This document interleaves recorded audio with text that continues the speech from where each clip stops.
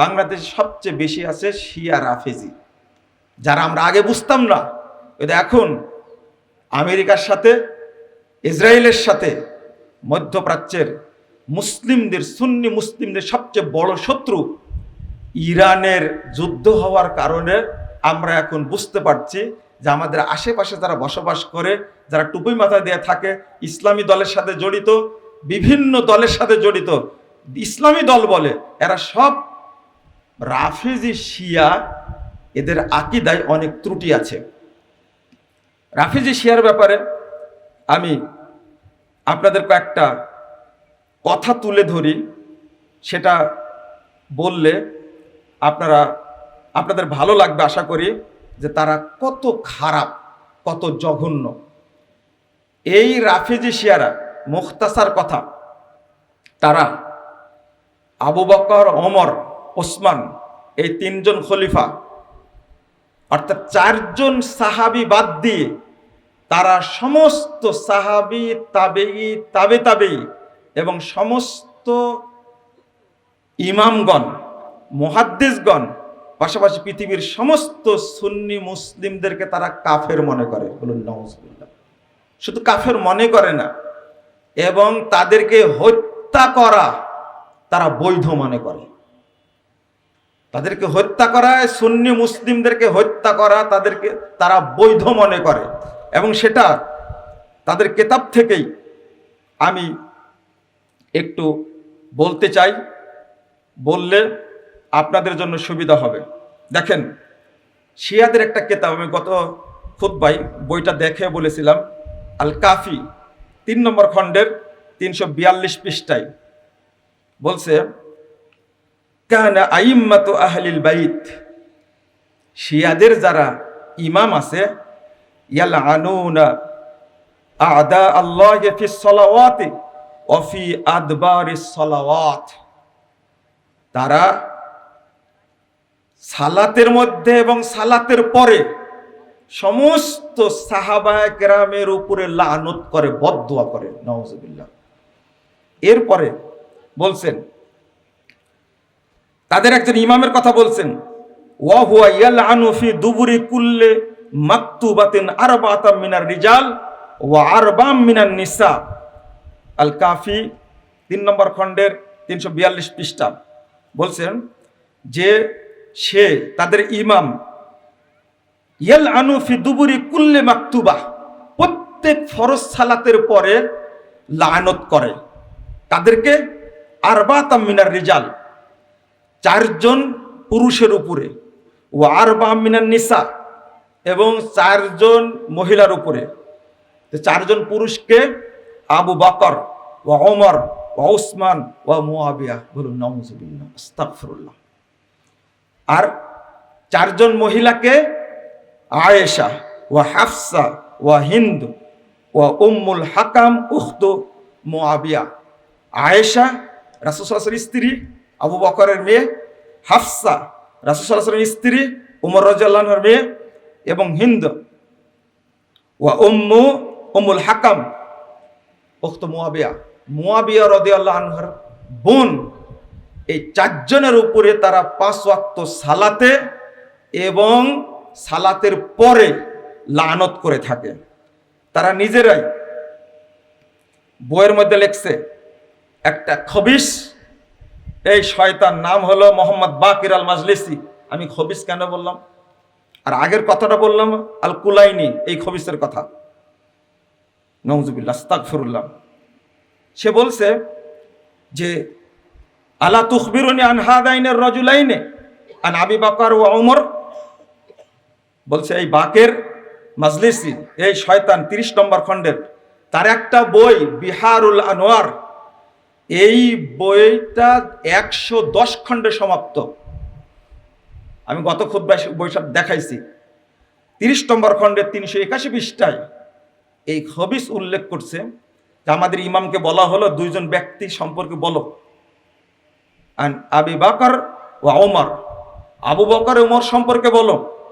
ফাকালা, আমাদের ইমাম বলছেন, কাফেরানে, এই 2টাই কাফের। জোরে বলেন নাউজুবিল্লাহ। কাফিরুন মান আহাব্বাহুমা, যারাই দুইজনকে ভালোবাসে তারাও কাফের। তাহলে এই শিয়াদের দৃষ্টিতে আমরা মুসলিম না কাফের? বলেন, আমরা মুসলিম না কাফের? আমরা আবু বকর রাদিয়াল্লাহু আনহুকে মহব্বত করি, রাসূল সাল্লাল্লাহু আলাইহি সাল্লামের পরে যে ব্যক্তি সবচেয়ে উত্তম ব্যক্তি তাকে মহব্বত করি। আবু বকরের পরে যিনি সবচেয়ে উত্তম ব্যক্তি ওমর, তাকে মহব্বত করি। আবু বকর ওমর যেমন কাফের, তেমনি যারা তাদেরকে ভালোবাসে তারাও কাফের। আমি আপনার মাকে বেশ্যা বলি আর আপনি আমাকে দুলাভাই বলেন, তাই না? এরকম কেউ আছেন নাকি? আছেন? আমি যদি বলি আপনার মাকে বেশ্যা, আপনি কি বলবেন আমাকে? দুলাভাই কি বলবেন? বলেন, উত্তর দেন না। অজ্ঞতা। কাল কিয়ামতের মাঠে আপনাকে আবু বকরের সামনে উপস্থিত করা হবে। পড়েন না সূরা ফাতিহার মধ্যে ইহদিনাস সিরাতাল মুস্তাকিম সিরাতাল্লাযীনা আনআমতা আলাইহিম? পড়ি না এটা সূরা ফাতিহায়? আমরা তো আবু বকর উমরের পথে চলতে চাই। আল্লাহ বলে দিচ্ছেন গায়রিল মাগদুবি আলাইহিম ওয়ালাদ-দাল্লিন, তাদের পথে চলতে চাই না যারা মাগজুব, যারা দল্লিন, ইহুদি খ্রিস্টানের পথে আমরা চলতে চাই না। আমরা চলতে চাই সিদ্দিকিন, শুহাদা, নবীন, সালেহিন, তাদের রাস্তায় চলতে চাই। আর আমাদের সালেহ, আমাদের যারা সিদ্দিক, তাদেরকে তারা কাফের বলে, আর আমরা তাদের জন্য কেঁদে বুক ভাসিয়ে দিই, তাই না? হ্যাঁ, লজ্জা কোথায় রাখবেন? শুধু তাই, শুনে নেন, আবার বলছে ওই একই 30 নম্বর খণ্ডের 381 পৃষ্ঠা এই খবিস উল্লেখ করেছেন। আখবিরনি আন হাদার রাজুলাইনে, এই দুই ব্যক্তি সম্পর্কে বলো। বলছে হুমা আউয়ালু মান যালামানা হাক্কানা, এই দুইজনের পৃথিবীর প্রথম দুইজন যে আমাদের হক কেড়ে নিয়েছে, জুলুম করেছে। ওয়া আখাযা মিরাথানা, আর আমাদের মানে উত্তরাধিকার সূত্রে প্রাপ্ত সম্পদ কেড়ে নিয়েছে। ওয়া জালাসা মাজলিসান কুন্না আহাক্কা বিহি মিনহুমা, আমাদের জায়গা তারা দখল করেছে। অর্থাৎ আবু বকর, ওমর, উসমানকে এই অভিশপ্ত ইরানের রাফেজি শিয়ারা খলিফা মনে করে না। যারা কাফের মনে করে তারা খলিফা মনে করবে? যে ব্যক্তি আবু বকর উমরকে খলিফা মানবে না, সন্দেহ করবে, সে মুমিন না কাফের? সে সরাসরি বলছে। আচ্ছা, আবু বকর রাদিয়াল্লাহু আনহুকে খেলাফত দখল করেছেন নিজে, ওমর দখল করেছেন, ওসমান দখল করেছেন, মিথ্যা অপবাদ দিয়েছে।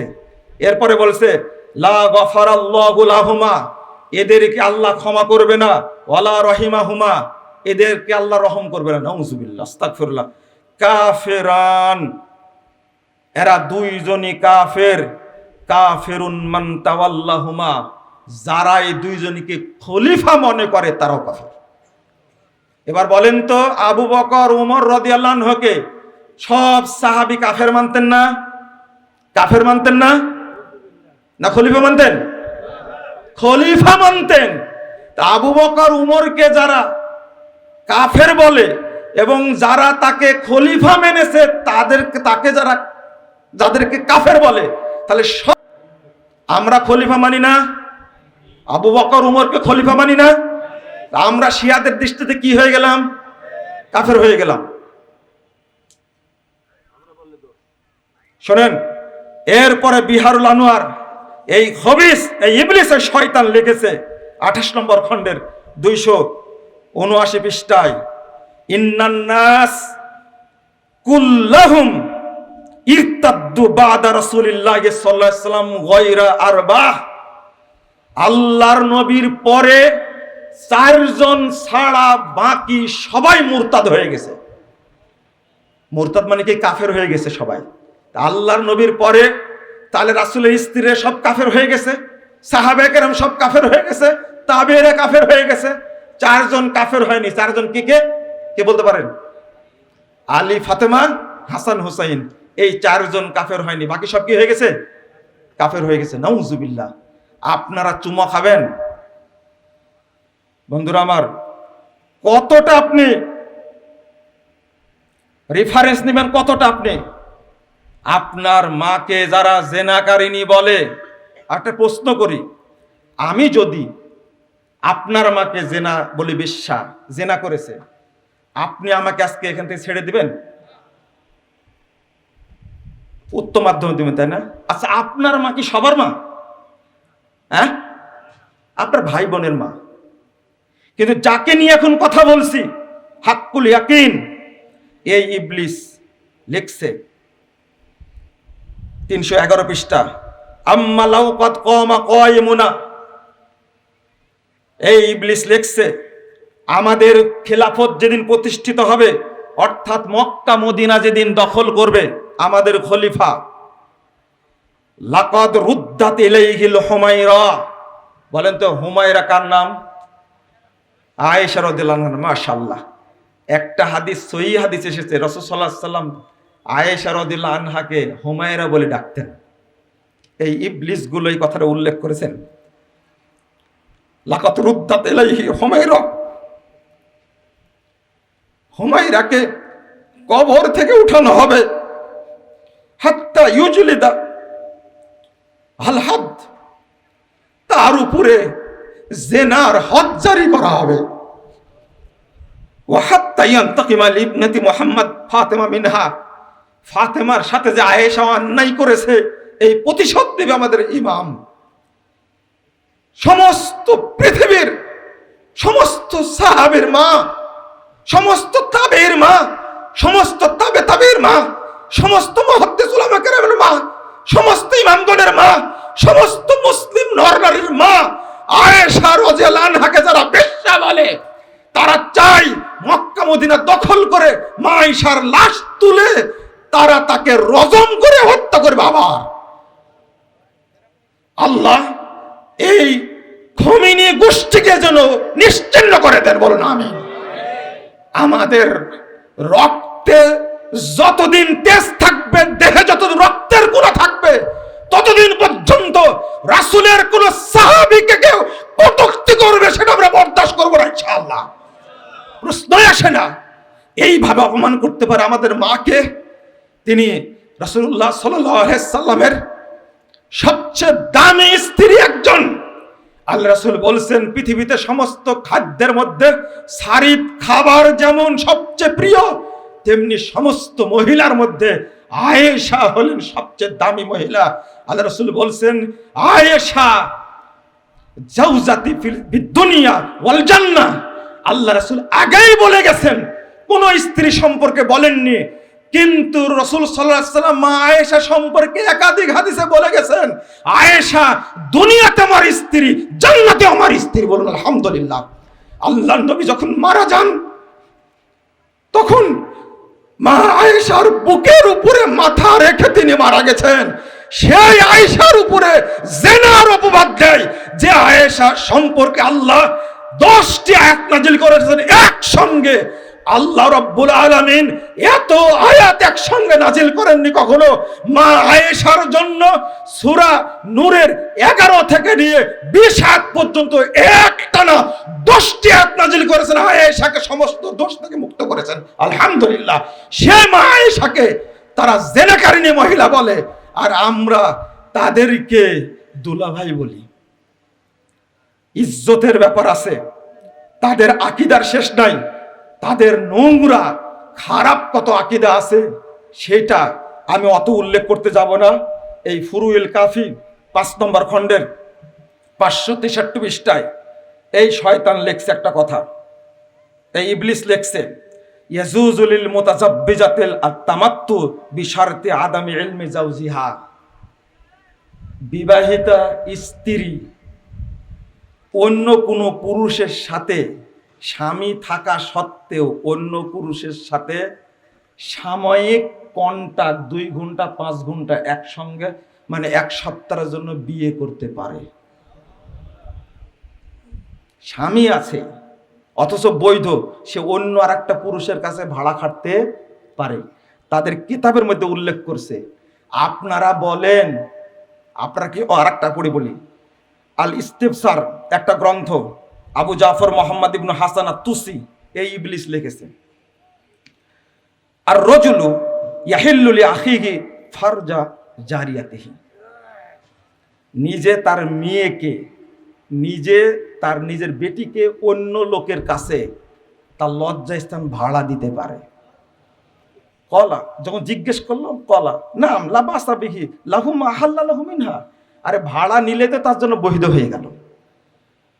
আর একটা শুনেন, আল ইফতিসার 3য় খণ্ডের 136 পৃষ্ঠা বলছে, তাদের ইমাম সম্পর্কে বলছে, ইয়া মোহাম্মদ খুয হাযিহিল জারিয়া, বলছে এই তুমি এই মেয়েটাকে নাও, তাখদিমুকা ওয়া তুসিবু মিনহা, সে তোমার খেদমত করবে আর তুমি ওকে ধর্ষণ করবে। ফাইদা খরাজাত ফারদুদহা ইলাইনা, আর যখন তুমি সফর থেকে চলে যাবে তখন আমার টাকা তুমি এটা জমা দিয়ে দেবে। যে দেশে 1 ঘন্টা 1.5 ঘন্টা আধা ঘন্টার জন্য মেয়ে ভাড়া পাওয়া যায়, সে দেশে কি বেশ্যালয় দরকার হয়? পুরো ইরানটাই তো পতিতালয়। আর বলেন সৌদি আরবে গান বাজনা চলছে, তাই ন্যাংটা হয়ে তাকে গালি দিচ্ছেন। কয়দিন গালি দিয়েছেন যে বৈধ রাষ্ট্রীয় আইনে বৈধ করে ইরানে ছাত্র ছাত্রীরা কন্ট্রাক্ট বিয়ে করে 1 সপ্তাহ 2 সপ্তাহের জন্য, বছরের জন্য মেয়ে ভাড়া করে 1 জন 2 জন 5 জন 10 জনকে ভাড়া করে বৈধ মনে করে। আপনি কয়দিন শিয়াদের বিরুদ্ধে বলেছেন? সৌদি আরবের বিরুদ্ধে এত কথা বলেন, হারাম আইন সম্পর্কে এত বাজে মন্তব্য করেন। যে দেশে হারাম আইন আছে, মক্কা মদিনা, ওই দেশের বিরুদ্ধে বদদুয়া করতে গেলে আপনার হিসাব করে করা লাগবে। আল্লাহ আপনাকে গজব দিয়ে ধ্বংস করবেন ইনশাআল্লাহ। বন্ধুরা আমার, আমি আপনাদের আর কষ্ট দিতে চাই না। এই যে এই বিয়েটা সম্পর্কে ছোট্ট একটা কথা বলিনি, আস্তাগফিরুল্লাহ। মানাহিজুস সাদিকিন, তাফসীর মানাহিজুস সাদিকিন, এই বইয়ের 356 পৃষ্ঠা লিখছে, এই যে কন্ট্রাক্ট বিয়ে যে করলে 1 ঘন্টা 2 ঘন্টার জন্য, আধা ঘন্টার জন্য, মুতা বিয়ের স্ত্রীর গর্ভের স্থায়ী সন্তান স্ত্রীর গর্ভের সন্তানের চেয়ে উত্তম। আপনার বিয়ে করা যে সন্তান হয়েছে বৈধ, এর চেয়ে মুতা বিয়ে করে যে সন্তান হয়েছে ওটা কি উত্তম। আর মুতা বিয়ের বিধান অস্বীকারী কাফের মুরতাদ। তাহলে আমরা তাদের দৃষ্টিতে কি কাফের? আমরা কি কন্ট্রাক্ট বিয়েকে জায়েজ মনে করি? ও, ওই যে বাংলাদেশ চালু আছে না, 1 ঘন্টার জন্য, সেটা কি হিল্লা ভুলে গেছেন আপনার? এই হিল্লা বিবাহ চালু আছে, বউ তালাক দিয়েছে, 3 মাস কি পার হয়ে গেছে, 3 তালাক হয়ে গেছে, কি করা লাগবে? এখন সব দৌড়ায় আহলে হাদিসের কাছে ফতোয়া নিতে। না, আহলে হাদিসের কাছে যাওয়া ছাড়া বউকে মানে নষ্ট করাতে বিরত তার কোনো উপায় নাই। সব দৌড়ায় তখন আহলে হাদিসের কাছে। তাদের কাছে ফতোয়া হলো 3 তালাক দিয়ে দিলে বউ হারাম হয়ে যায়, হালাল করতে হবে কি করে? 1 ষাঁড়ের সাথে বিয়ে দিতে হবে, 1 রাত রেখে আবার ফেরত দিতে হবে। বাংলাদেশ চালু আছে না?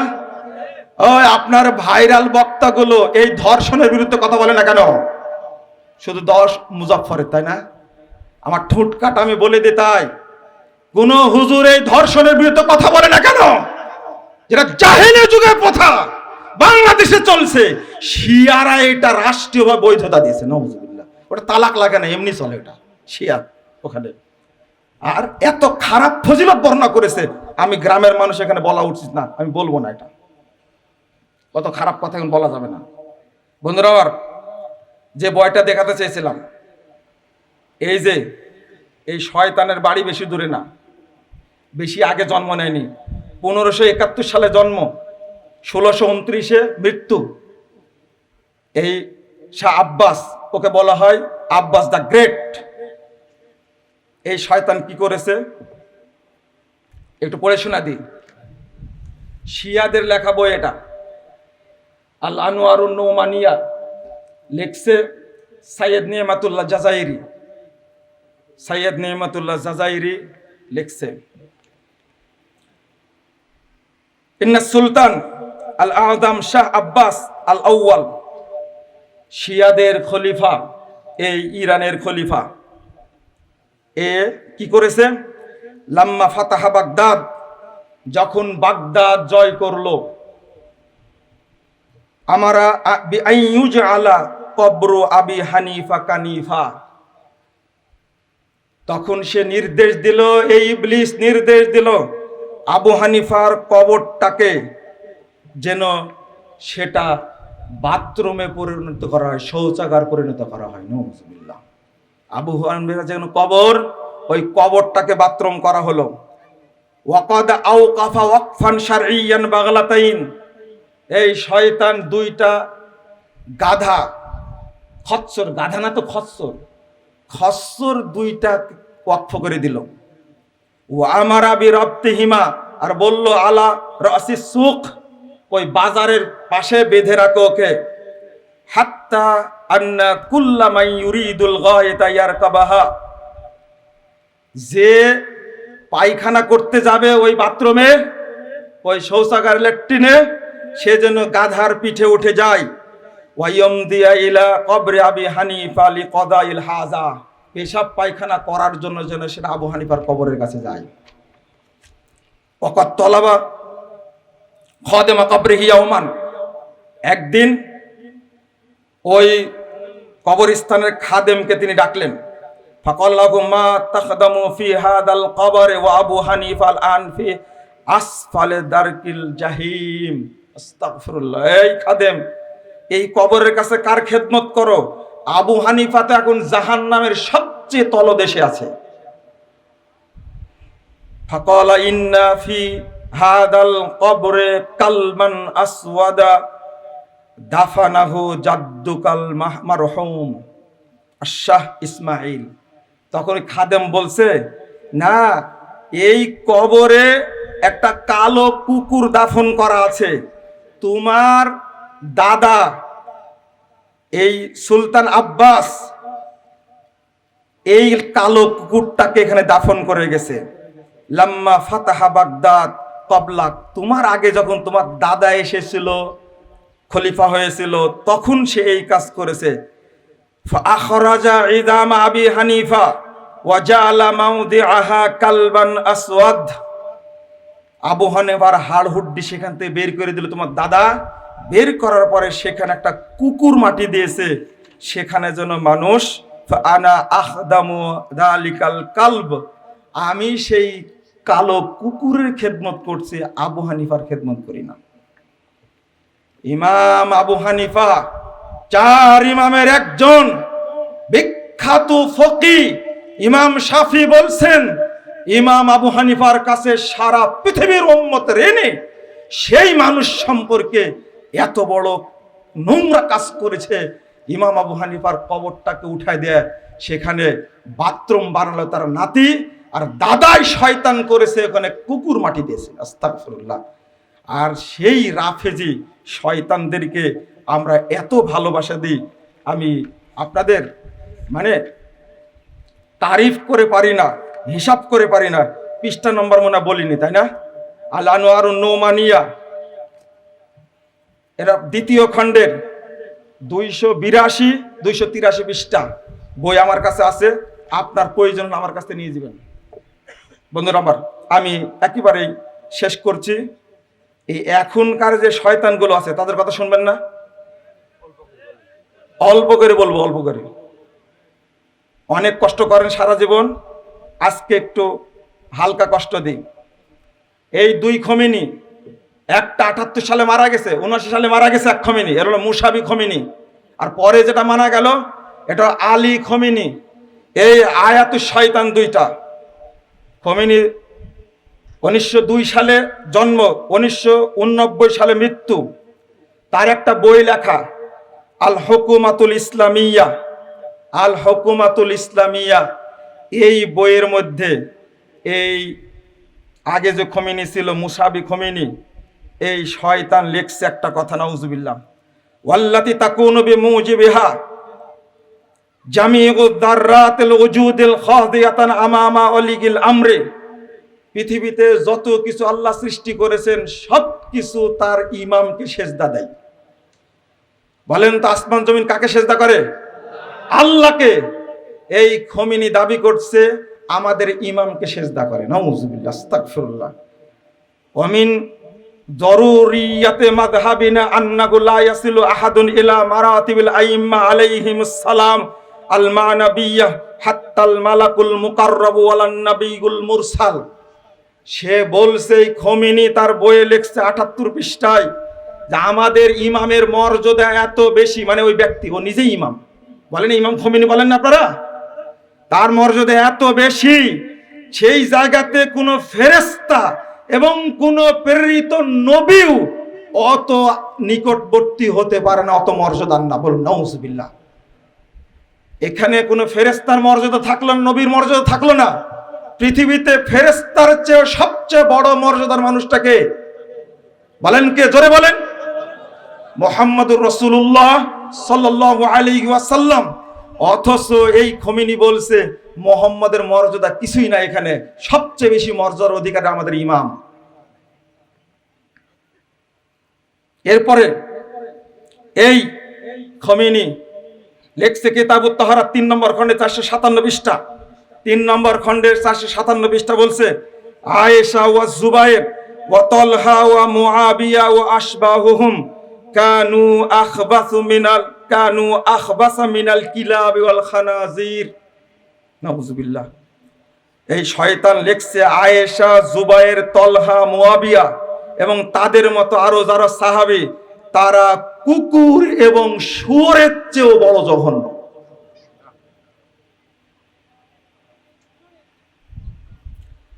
এই পরের খোমেনি যে মারা গেল, পরের খোমেনি যে কয়েকদিন আগে মারা গেল, এই শয়তানটা কি লিখছে দেখেন।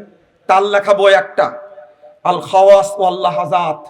সে লিখছে, লানা সেরালাহু সেওয়া ফাতিমা ওয়া বাযিস সাহাবা ওয়া কদ তাকালাবা আলাইহিল জামিউ ফাসবাহা বাইনা ফারিকাইন, আল আউয়ালু মুতাজাহিলুন লিহাক্কিহি ওয়াস সানি মুনাফিকুন হাসিদ।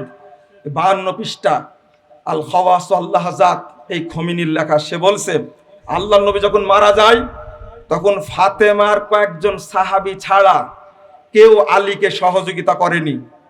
আল্লাহর নবী যখন মারা যান তখন ফাতেমা আর কয়েকজন সাহাবী ছাড়া আল্লাহর নবীকে কেউ সহযোগিতা করেনি। কথাটা ঠিক না মিথ্যা? এরপরে বলছে কত্তাকালাবা আলাইহিল জামি, অন্য সব সাহাবী আলীর উপরে কুত্তার মতো ঝাঁপিয়ে পড়ে। সাহাবীরা কি কুত্তার মতো ঝাঁপিয়ে পড়েছিল আলীর উপরে? লা হাওলা ওয়ালা কুওয়াতা ইল্লা বিল্লাহ। আলীকে চতুর্থ খলিফা কারা মেনে নিয়েছিল? সাহাবীরা না? ভাষাটা কি উল্লেখ? তাকালাবা আলাইহিল জামি ফাসবা ফারিকাইন। আলী তখন দুই পক্ষের মাঝখানে চলে গেল। আল আউয়ালু মুতাজাহিল লিহাক্কিহি ওয়াস সানি মুনাফিকুন হাসিদ। এক পক্ষ আলীকে মর্যাদা দিল না, আর এক পক্ষ ছিল হিংসুক মুনাফিক। সাহাবীদেরকে মুনাফিক বলে গালি দেওয়ার অধিকার কে রাখে?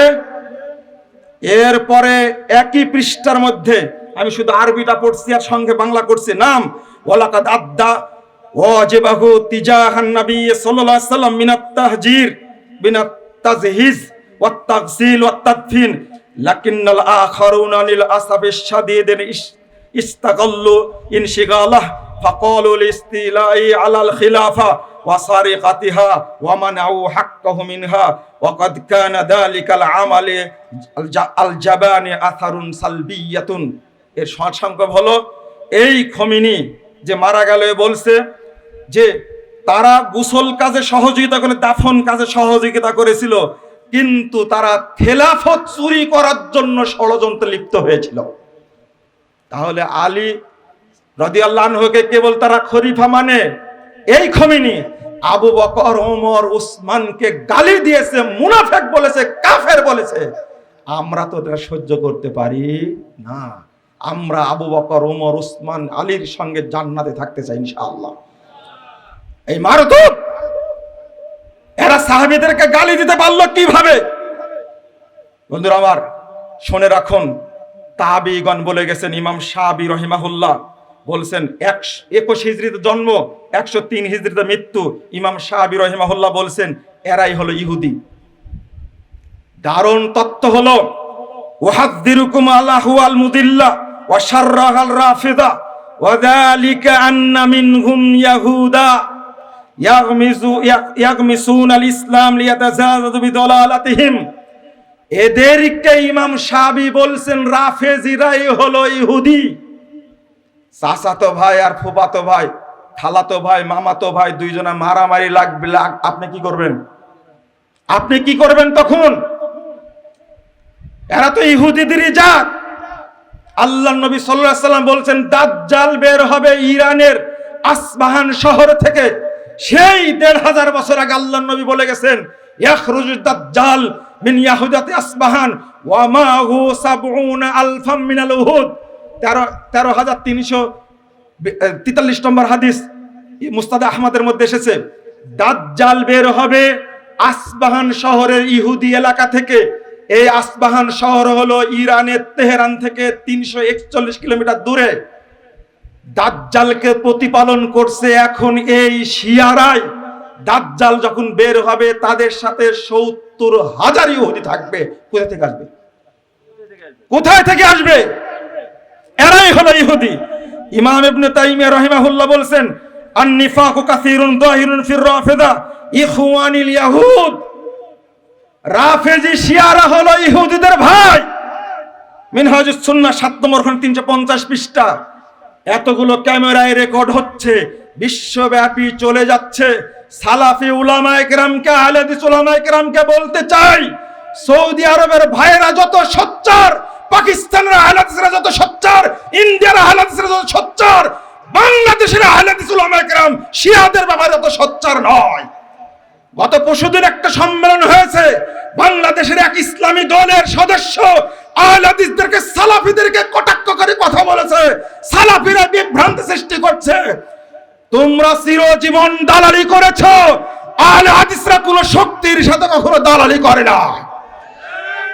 মানুষ ভালো করেই জানে 1971 সালে সেই আয়ব খান মিস্টার জিন্নাহ বাংলাদেশে লক্ষ লক্ষ মানুষকে হত্যা করলো। কেন কেন হত্যা করলো?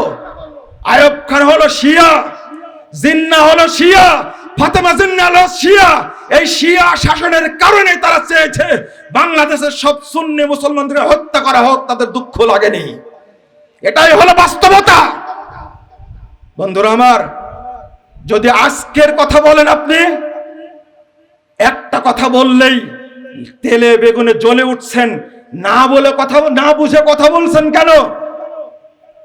আমি কি আমেরিকার পক্ষ নিয়ে কখনো কথা বলেছি? সব সময় কথা বলতে গিয়েই বলি ট্রাম্প হলো বিশ্ব সন্ত্রাসী, আমেরিকা হলো মোড়ল, সমস্ত বিশ্বের সন্ত্রাসীদের মোড়ল। আমরা প্রথমত চাই আল্লাহ যেন আমেরিকাকে ধ্বংস করে দেন। দ্বিতীয়ত তার অবৈধ সন্তান ইসরায়েলকে যেন আল্লাহ ধ্বংস করে দেন। এরপরে চাই মধ্যপ্রাচ্যের সুন্নি মুসলিমদের কসাই এই রাফেজি শয়তানদেরকে যেন আল্লাহ ধ্বংস করে দেন। বন্ধুরা মনে রাখেন, এই যে আগামীতে হজ আসছে, রমাজান যখন শুরু হলো তখনই চাচাতো ভাই মামাতো ভাই মিলে হামলার এই খেলা শুরু করলো। রমাজান যেন ভালোভাবে তারা উদযাপন না করতে পারে। আগামীতে আসছে হজ্জের মৌসুম, মানুষ হজ করতে যায় সৌদি আরবে, হারামাইনে। তোমার সাথে যুদ্ধ হচ্ছে, এখানে তুমি সৌদি আরবকে জড়ালে কেন? আরে বাংলাদেশে কি আমেরিকান দূতাবাস নাই? পাকিস্তানে দূতাবাস নাই? আফগানিস্তানে দূতাবাস নাই? কেন সেখানে হামলা করে না? হামলা করবে কুয়েত, বাহরাইন, দুবাই, সৌদি আরব। কারণ হলো এই রাষ্ট্রগুলো হলো এখনো দখলে সালাফিদের। বলুন আলহামদুলিল্লাহ। আপনার খুব দুঃখ হচ্ছে, আরে ইরানে মেরে সাফ করে দিল। এই কয়জন মরেছে? এই দেখো কয়জন মরেছে তোর ইরানে? তোর ইরানে তোর তুলা ভাই কয়জন মরেছে? সব হিসাব করে দেখাতে 2500 জন মরেছে। কিন্তু সিরিয়াতে এই কসাই খোমেনি আর এক কসাইকে আল্লাহ ধ্বংস করেছে, আগে সুলাইমান কাসেমি। সিরিয়ার 40 লক্ষ মানুষকে হত্যা করে গেছে। এই মুনাফিক, তুই তখন কোথায় ছিলি? তুই তখন প্রতিবন্ধী ছিলি, ভিডিওগুলো দেখতে পাস না? তুই শিয়া রাফেজিদের দালাল, তুই একটা চামচা, তুই ইহুদিদের চামচা, তুই হলো আমেরিকার প্রথম দালাল। শিশুদের হত্যা করলো এই দুই শয়তান, বাশার আল আসাদ আর হাফেজ আল আসাদ। এই দুই কুখ্যাত শয়তান অবশেষে সিরিয়া থেকে পালিয়ে কোথায় আশ্রয় নিয়েছে? বলেন না কোথায় আশ্রয় নিয়েছে? বাশার রাশিয়াতে। ইউক্রেন রাশিয়া যুদ্ধ হচ্ছে, কার পক্ষে আপনারা বলেন? রাশিয়ার পক্ষে। বলেন রাশিয়ার পক্ষে। ওই যে দুলা ভাইকে আশ্রয় দিয়েছে, যে বুঝেননি, ওই রাশিয়ার পক্ষে আপনি হবেন? জামাই আপনাদের, এই বাশার কি জামাই আপনাদের? কেন আশ্রয় দিল তাকে? এই ইরান এই পুতিনের অস্ত্র নিয়েই ইয়ামানে 20 লক্ষ মানুষকে হত্যা করেছে ইরান, এখনো মারছে। 10,000 আলেম মেরেছে সিরিয়ার। বন্ধুরা আমার, ভালো করে ইতিহাস জানবেন। এই রাফেজি গোষ্ঠী 22 বছর হাজারে আসওয়াদকে চুরি করে নিয়ে এসে রেখেছিল, পরে সৌদি আরব সেটা উদ্ধার করেছে। আবার নতুন করে আপনি সৌদি আরবকে ইরানের হাতে তুলে দিতে যাচ্ছেন, তাই না?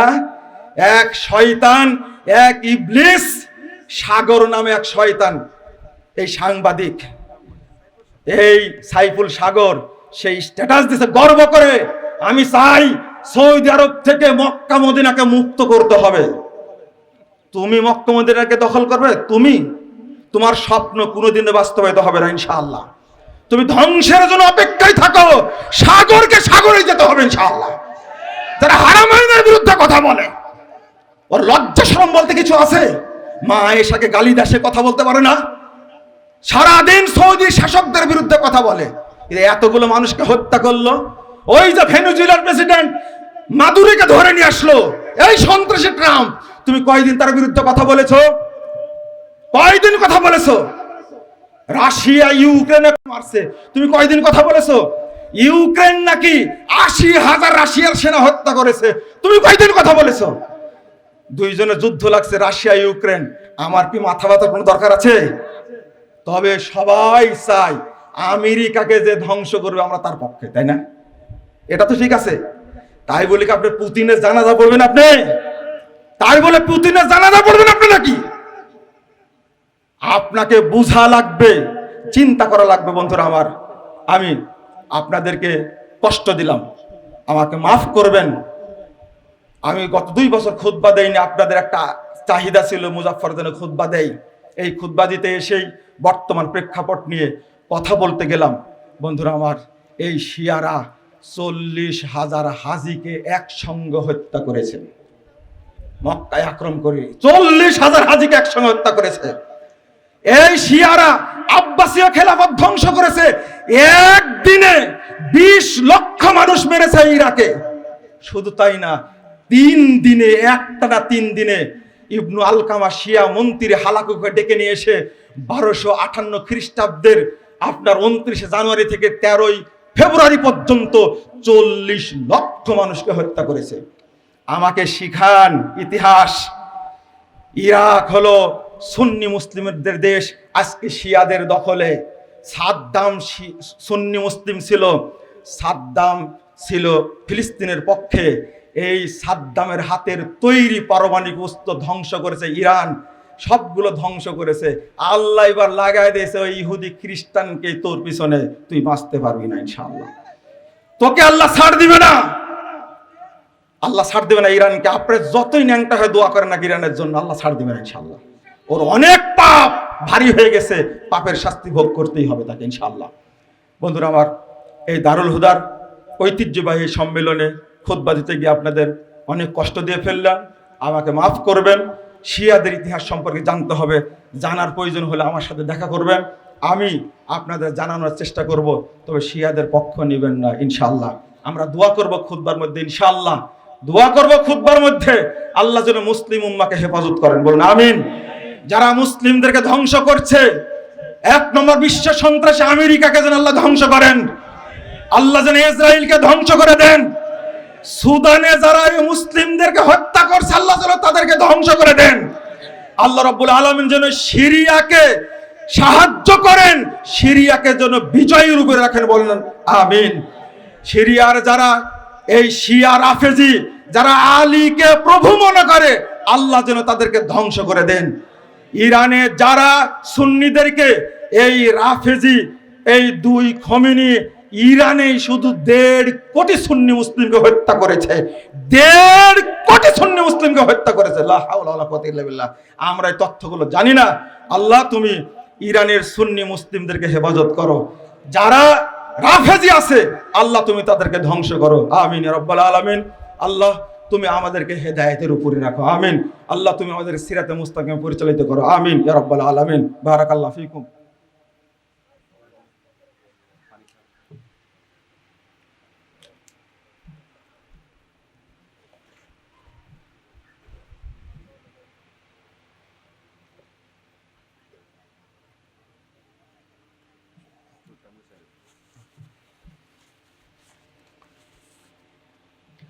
আলহামদুলিল্লাহি ওয়াহদা ওয়াসসালাতু ওয়াসসালামু আলা মান লা নাবিয়্যা বা'দা। আল্লাহুম্মা সাল্লি আলা মুহাম্মাদিন ওয়া আলা আলি মুহাম্মাদ কামা সাল্লাইতা আলা ইব্রাহিম ওয়া আলা আলি ইব্রাহিম ইন্নাকা হামিদুম মাজিদ। আল্লাহুম্মা বারিক আলা মুহাম্মাদিন ওয়া আলা আলি মুহাম্মাদ কামা বারাকতা আলা ইব্রাহিম ওয়া আলা আলি ইব্রাহিম ইন্নাকা হামিদুম মাজিদ। সম্মানিত মুসল্লিবৃন্দ, আপনাদের প্রতি একটা বিশেষ আবেদন। দারুল হুদা আপনাদের দোয়ায় সহযোগিতায় পরিচালিত হয় আলহামদুলিল্লাহ। দারুল হুদা অল্প দিনের মধ্যে যে সুনামটা অর্জন করেছে, আপনারা যদি দোয়া করেন এই সুনামটা আরও বৃদ্ধি পাবে ইনশাআল্লাহ। আমাদের ছেলেরা এখান থেকে মদিনা বিশ্ববিদ্যালয়ে পড়াশোনা করতে যায়। আমাদের এই সম্মেলনে বাহির থেকে অনেক মেহমান আসে, দেশের বিভিন্ন অঞ্চল থেকে অতিথিরা আসেন। আপনারা তাদেরকে অনেক সম্মান দেন। আজকেও আসছেন। আমরা খুতবায় একটু সময় নিয়েছি, খুতবার পরে আমাদের একটু টাইম দিবেন, আপনারা যে আপ্যায়ন করব সে আপ্যায়নটা করে নেবেন ইনশাল্লাহ। আর প্রত্যেকের কাছে একটা জিনিস সহযোগিতা চাই, আপনারা এই দারুল হুদার জন্য 1 টাকা হলেও সহযোগিতা করবেন ইনশাল্লাহ। 1 টাকা দিবেন, সবাই দিবেন। আমি কখনো বলি না যে এত দিবেন এত দিবেন। আর বলে যাবেন একটা কথা, আল্লাহ তুমি আমার এই দানে বরকত দান করো। আপনারা একটু পকেটে হাত দেবেন ইনশাল্লাহ। আমি দোয়া করব এবং আপনারা আপনাদের জন্য দোয়া করব। এটাই দুইটা, একটা দোয়া করবেন আল্লাহ যেন এখানে বরকত দান করে, আর আমি দোয়া করবো যেন আপনাদের সম্পদে তাকওয়া এবং ইখলাসের জন্য আল্লাহ বারাকা দান করেন। আমিন ইয়া রাব্বাল আলামিন। মুসলিম বিশ্বের জন্য দোয়া করবেন, বিশেষ করে ফিলিস্তিনের জন্য দোয়া করবেন। আল্লাহ রাব্বুল আলামিন যেন ফিলিস্তিনের আমাদের ভাই বোনদেরকে হেফাজত করেন। আল্লাহ যেন তাদের কান্নাকে থামিয়ে দেন। তারা ক্ষুধার্ত, খাবার নাই, বাড়ি নাই। এই অভিশপ্ত ইসরায়েল, এই ইহুদি গোষ্ঠী, অপবিত্র গোষ্ঠী সবকিছু তছনছ করে দিয়েছে। তারা থাকে খোলা আকাশের নিচে। আমরা আল্লাহর কাছে দোয়া করবো, আল্লাহ তুমি ফিলিস্তিনকে হেফাজত করো, তুমি ফিলিস্তিনকে স্বাধীন করে দাও। আমিন ইয়া রাব্বাল আলামিন। আর আরেক বিশ্বে সন্ত্রাসী কসাই মোদি, এই শয়তান যে কাশ্মীরের উপরে অত্যাচার করছে, আল্লাহ তুমি কাশ্মীরকে স্বাধীন করে দাও। আমিন। কাশ্মীরের ভাই বোনদেরকে তুমি হেফাজত করো। আমিন। মুসলিম ভাই ও বোনেরা যে কষ্টে কাশ্মীর দেখে আসছি, মনে হয় প্রতিটা ব্যক্তির জন্য সৈন্য রেখে দিয়েছে। আপনারা তার জন্য দোয়া করবেন। সুদানের জন্য দোয়া করবেন, তারা সুদানে খুব কষ্টের মধ্যে আছে। আপনারা হাত তুলে রাত্রিতে আল্লাহকে বলবেন, আল্লাহ তুমি সুদানকে হেফাজত করো। আমিন ইয়া রাব্বাল আলামিন। আমি দোয়া পড়ছি, আপনারা আমার সাথে দয়া করে আমিন আমিন বলবেন ইনশাআল্লাহ। আর সবাই সহযোগিতা করবেন। আল্লাহুম্মা গফির লানা ওয়া লিল মুমিনিনা ওয়াল মুমিনাত ওয়াল মুসলিমিনা ওয়াল মুসলিমাত ওয়াল আহইয়াই মিনহুম ওয়াল আমওয়াত। আল্লাহুম্মা গফির লানা ওয়া লিল মুমিনিনা ওয়াল মুমিনাত ওয়াল মুসলিমিনা ওয়াল মুসলিমাত ওয়াল আহইয়াই মিনহুম ওয়াল আমওয়াত। আল্লাহুম্মা আইজ্জাল ইসলাম ওয়াল মুসলিমিন। আল্লাহুম্মা আইজ্জাল ইসলাম ওয়াল মুসলিমিন ওয়া আদিল্লাশ শিরকা ওয়াল মুশরিকিন। اللهم انجل المستضعفين من المؤمنين في كل مكان. اللهم انجل المستضعفين من المؤمنين في كل مكان. اللهم انصر اخوان المسلمين في فلسطين وكشمير وسوريا وسودان يا رب العالمين. اللهم انصر اخوان المسلمين في فلسطين وكشمير وسوريا وسودان يا رب العالمين. اللهم احفظ المسجد الاقصى يا رب العالمين. اللهم احفظ المسجد الاقصى يا رب العالمين يا ارحم الراحمين. اللهم احفظ بلاد المسلمين. اللهم احفظ بلاد المسلمين. اللهم احفظ المجاهدين والمرابطين في كل مكان يا رب العالمين يا ارحم الراحمين. اللهم انصر اخوان المسلمين. اللهم انهم مظلومون فانصرهم. اللهم انهم مظلومون فانصرهم.